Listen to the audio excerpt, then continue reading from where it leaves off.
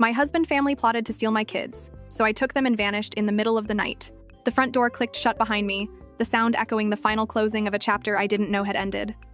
After a 14-hour shift, all I wanted was to hug my kids. My 7-year-old daughter, Maya, was in the living room, building a castle out of blocks. My 4-year-old son, Leo, was coloring at the coffee table.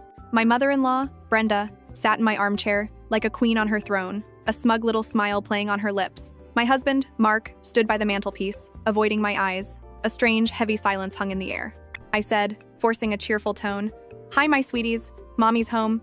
Leo looked up, his little face a mixture of relief and anxiety. But Maya didn't move. She didn't even look at me. I walked over and knelt beside her, my heart already starting to thud with a familiar dread. I tried again, my voice softer. "Maya, baby, I missed you today." Maya didn't look up. "Hello, Sarah," she said, her voice eerily flat. The name hit me with the force of a physical blow. Sarah, not Mommy. I knelt beside her, my heart beginning a frantic, panicked rhythm. "Honey, why did you call me that?" She finally turned to look at me, her blue eyes, once my mirrors, now cold and foreign. She said flatly, "Grandma says you're not my real mommy anymore. Real mommies stay home." The words hit me like a physical blow, knocking the air from my lungs. I felt my smile crumble. This was it. The culmination of months of poisoned whispers and passive-aggressive warfare. I looked from my daughter's blank face to my mother-in-law's triumphant one. Brenda sneered, her voice dripping with venomous satisfaction. "She finally sees the truth. You are just a woman playing house between work shifts." I stood up, my entire body trembling. I turned to my husband, my eyes begging him, pleading with him to be my partner, to defend our family. "Mark, are you going to let her say that? To me? In our home?" Mark shuffled his feet. He couldn't look at me. He looked at his mother, then at Maya, and then he delivered the line that severed the last thread of hope I had for our marriage. He said, his voice quiet but clear, "Well, she has a point.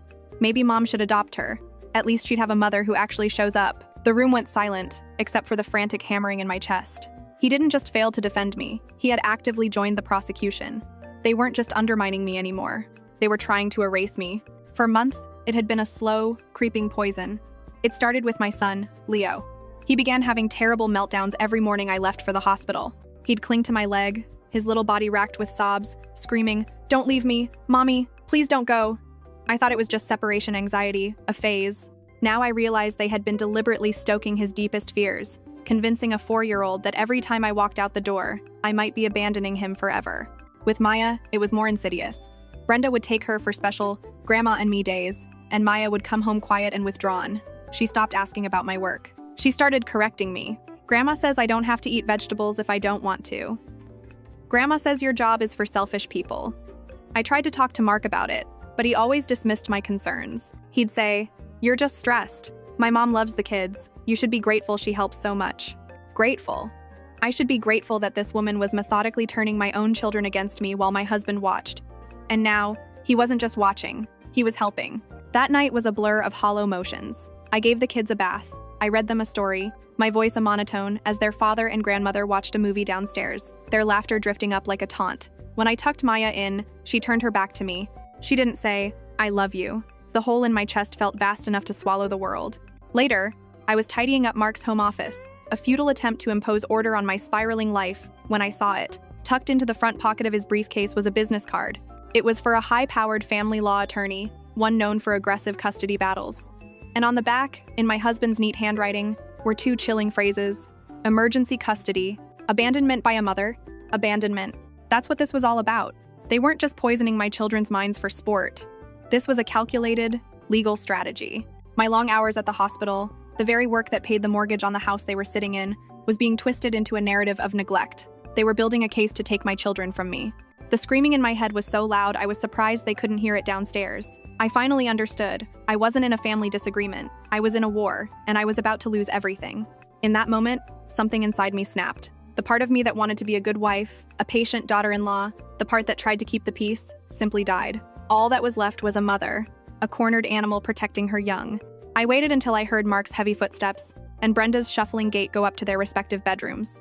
I waited until the house fell into a deep, silent darkness.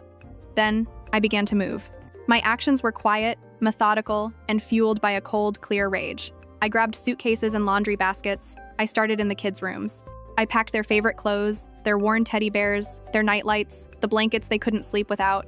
I took their photo albums, their birth certificates, their passports. Every item I touched was a memory they had tried to steal from me. Then, I went through the house like a ghost, gathering everything that was mine. My clothes, my books, my grandmother's jewelry, the photos of me and the kids that they had slowly been replacing with photos of them with Brenda. I packed the essentials we would need to start over. It was amazing how little space our actual life took up. The rest was just a house, a stage for a play where I was cast as the villain. The hardest part was waking the children.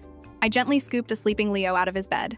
He whimpered, and for a terrifying second, I thought he would scream, but he just burrowed his face into my neck and fell back asleep. I carried him out to the car and buckled him into his seat. Maya was next. I shook her gently. Maya, honey, wake up. We're going on an adventure. She blinked sleepily, her eyes confused in the dim light from the hallway. Where are we going? I said, my voice a low, steady whisper. We're going to see Grandma and Grandpa. A surprise trip. For the first time in weeks, a flicker of her old self returned. She loved my parents.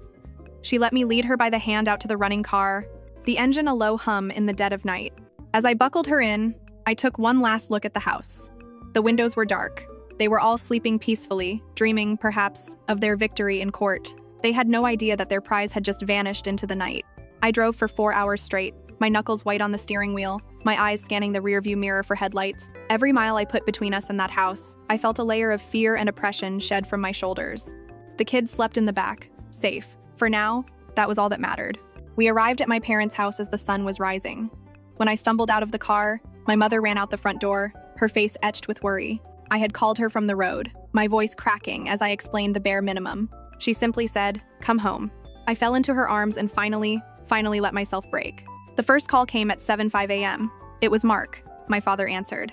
I could hear his calm, firm voice from the kitchen. "They're safe, Mark. That's all you need to know." And then, the deluge began. My phone, which I'd turned off, was now in my mother's purse. But they started calling my parents' landline, over and over. Then the text started flooding my father's phone, which he put on the table for me to see.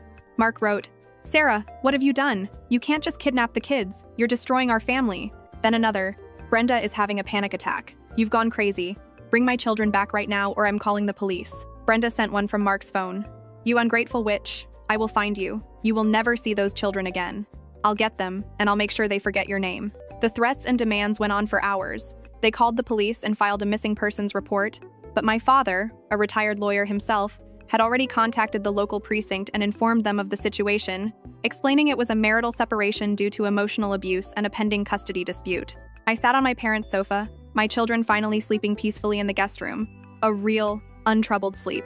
I watched the stream of hateful, panicked messages pour in. They weren't worried about the children. They were enraged that they had lost control. They had underestimated me. They saw a tired, overworked wife and mother. They didn't see the woman who would walk through fire for her children. They were about to. The fight was far from over, but I had my children. I was no longer playing house. I was building a fortress. The first few days at my parents' house were a strange mix of sanctuary and a war room. The frantic calls and threatening texts from Mark and my mother-in-law, Brenda, eventually slowed to a trickle, then stopped altogether. The silence that replaced them was somehow more terrifying. It was the silence of an army regrouping. My children, Maya and Leo, were slowly decompressing. Leo's morning hysterics subsided, replaced by a quiet, constant need to have me in his sight. Maya was a puzzle of emotions. One moment she would be her old, sweet self, calling me Mommy, and the next she would retreat into a sullen silence, the ghost of her grandmother's influence clouding her eyes. My father, a retired lawyer, had turned his study into our headquarters. He was calm and methodical, a rock in my churning sea of panic and rage. He said, looking at me over his reading glasses, "They've gone quiet because their lawyer told them to. They're not giving up, Sarah. They're preparing to attack. We need to be ready."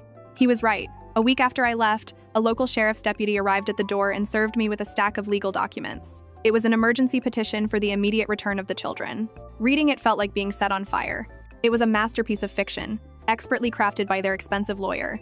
In their version of events, I was a mentally unstable, career-obsessed workaholic who had suffered a psychotic break, kidnapped my children in a fit of paranoia, and fled the state. It claimed I was a danger to them. It requested that a judge grant Mark sole, immediate custody. Every lie was a dagger. The worst part was Mark's sworn affidavit.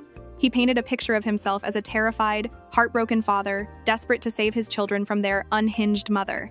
He twisted every late night I spent at the hospital, every exhausted evening, every single sacrifice I made for our family into a weapon against me. He signed his name to these lies. The man I had loved, the father of my children, had completely ceased to exist. In his place was a stranger, a puppet for his monstrous mother.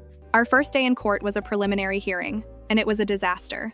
I was a mess of nerves, while Mark and Brenda sat on the other side of the courtroom looking like the picture of respectable, grieving victims. Their lawyer was slick and polished. He presented their case, and the judge, a stern-faced woman who looked at me with open skepticism, listened intently.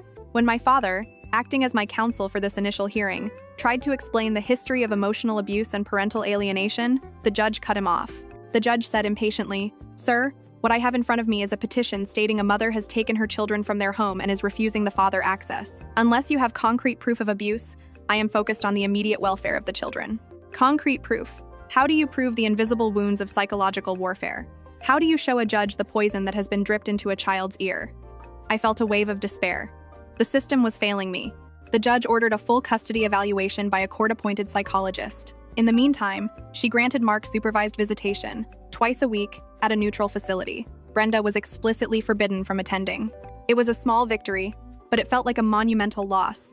I had to hand my children over to the man who was trying to destroy me. The first visitation was torture. I watched through a one-way mirror as Mark played with Leo and tried to coax a smile from a wary Maya. He was the perfect, doting dad for the supervisor watching. But as the visit ended, I saw him lean down and whisper something in Maya's ear. I couldn't hear the words, but I saw the shift in her expression. The walls went back up. When she came back to me, she wouldn't hold my hand.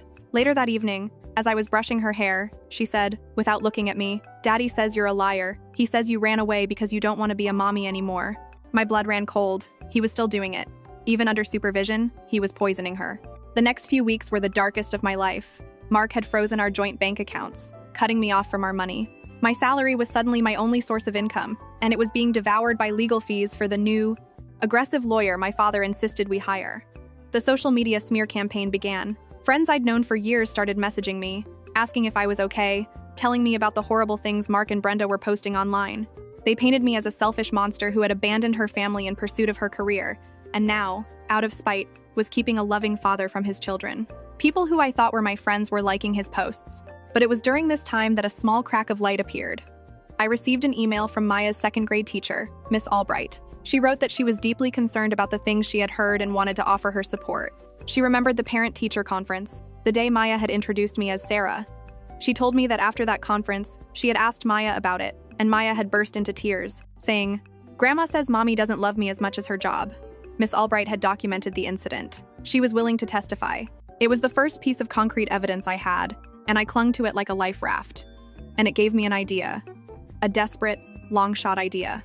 I remembered that a few months before I left, after Leo had a bad fall while a new babysitter was watching him, I had bought a small nanny cam disguised as a USB charger. I had put it in the living room, facing the play area. In the chaos of everything that had happened, I had completely forgotten about it. The device uploaded its recordings to a cloud server. With trembling hands, I logged into the account. I scrolled back through the weeks before I left. I watched hours of footage, my heart aching as I saw my children playing, blissfully unaware of the drama swirling around them. And then I found it. It was from an afternoon 2 days before I left. Brenda was watching the kids. I saw her sit Maya down on the sofa. Brenda said sweetly on the recording, "You know your mommy loves her work more than anything, right? That's why she's never here. She's not like me. I would never leave you. When the time comes, you need to tell the nice man who asks that you want to live with me and Daddy. Can you do that for Grandma?" Maya just nodded, her little face confused. Then Brenda pulled her into a hug. Brenda whispered, "That way, you can have a real mommy, all the time." I had it. I had the proof. Cold, undeniable proof. The day of the custody hearing, I was no longer a nervous wreck. I was a woman on a mission. Mark and Brenda took the stand and spun their web of lies. Mark cried crocodile tears, talking about how much he missed his children. Brenda portrayed herself as a saintly grandmother, forced to step in for her neglectful, mentally ill daughter-in-law. Then, it was our turn. Our lawyer, a brilliant woman named Jessica, was surgical. She called Miss Albright, whose testimony about Maya's distress at school visibly rattled Mark. She presented the financial records, showing how Mark had tried to starve me out. And then, she brought up the nanny cam. Mark and Brenda's faces went pale. Their lawyer objected furiously, but since the device recorded video in a common area of our shared home and I was a legal resident, the judge allowed it. Jessica played the clip. The courtroom was dead silent. Every single person in that room heard my mother-in-law coaching my 7-year-old daughter to choose her over me. They heard her call me a fake mother. The judge's face was a mask of cold fury. She looked at Brenda, whose face had crumpled into a mask of pure hatred. She looked at Mark, who looked like he wanted the floor to swallow him whole. The judge's decision was swift and brutal. She awarded me sole legal and physical custody. Mark was granted bi-weekly, supervised visitation, conditional on him completing a parenting course and attending therapy. Brenda was issued a 2-year restraining order, forbidding her from coming within 500 feet of me or my children. The judge looked directly at Brenda and said that if she violated the order, she would not hesitate to see her in jail. Walking out of that courtroom was the most surreal moment of my life. I had won. I had protected my children. It's been a year now. We live in a small apartment, just the 3 of us, closer to my parents. It's not the big house we had before, but it's a home. It's safe. Mark sees the kids every other Saturday, always with a supervisor. He looks like a ghost. I heard Brenda had a complete breakdown and moved in with her sister in another state. Their family, so obsessed with appearances, had imploded under the weight of its own toxicity. The healing is slow. Leo no longer thinks I'm going to disappear, and Maya is thriving. The other night, I was tucking her into bed, and she handed me a drawing. It was a picture of the 3 of us. We were all holding hands, and we were all smiling. Above my head, in shaky, 7-year-old handwriting, she had written, "My Hasson real mommy." I put the drawing on the fridge, right in the center. Every morning I look at it, and it reminds me that I didn't just escape a nightmare. I fought my way out, and I won.